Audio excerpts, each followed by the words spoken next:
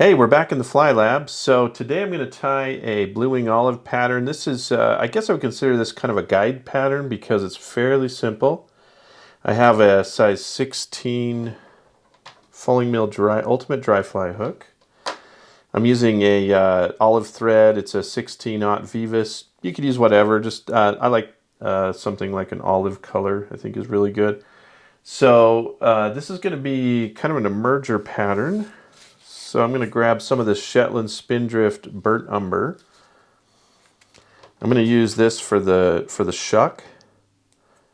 You could also use, just about any tailing like an antron is popular on emergers.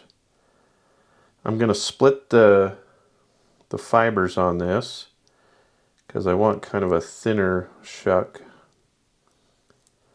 And we're just going to tie that in and capture it.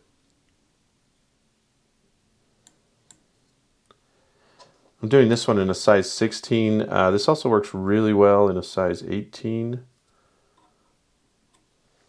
Just trim that little tail off there and just kind of fluff that up a bit.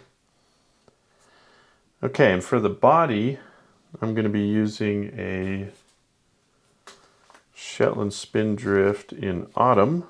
So it's this one. And you could also use, I've got another one here that I use. It's kind of a, I don't remember what this one's called actually. It's kind of a greenish, it's got a nice variegated pattern too. So either one will work really well. I fished this pattern against some Antonio's BWO pattern.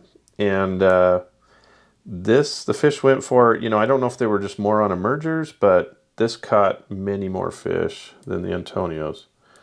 Not that it's a competition, but they definitely took this a lot better than they did the Antonios, which the Antonio sits more on the surface of the water. It uses a CDC for the wing, and it just tends to ride higher.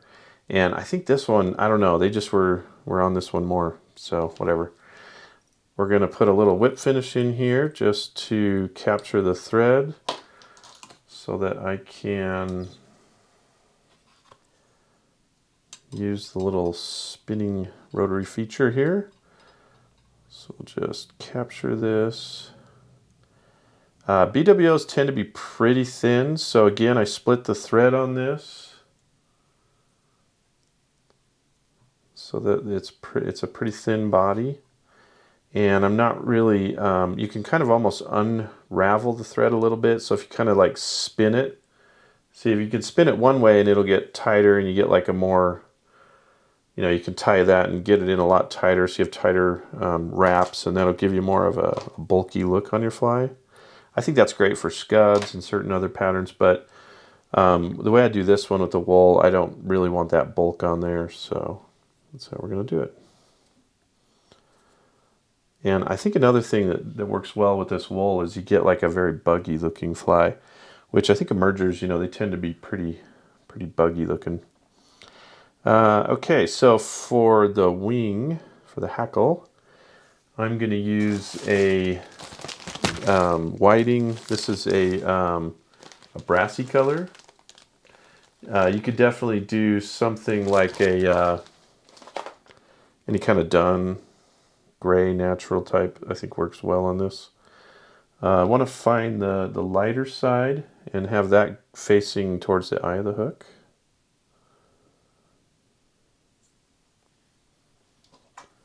Just trim that little extra piece off there.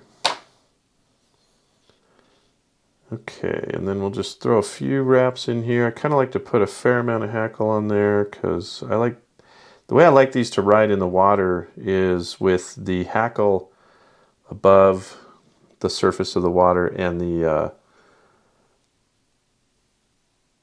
rest of the fly I want under the surface of the water. So what I do is I take some Shimazaki with the primer. You want to make sure you get the primer. And you apply the primer only to the hackle, not to the body of the fly. And then shake it in the Shimazaki. I like the gray Shimazaki because it doesn't turn it white as much. it's not a big deal.